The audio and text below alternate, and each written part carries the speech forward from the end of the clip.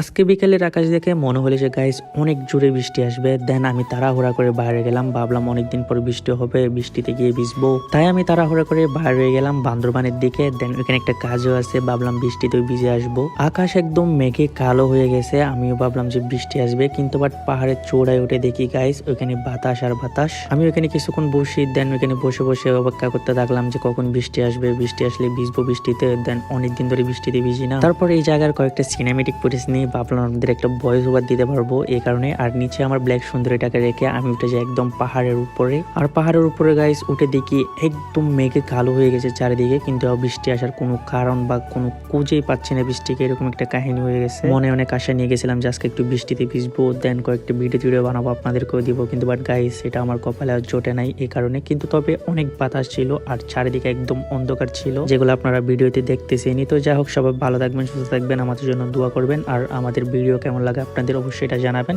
So okay, আল্লাহ হাফেজ, next ভিডিওতে দেখা হবে।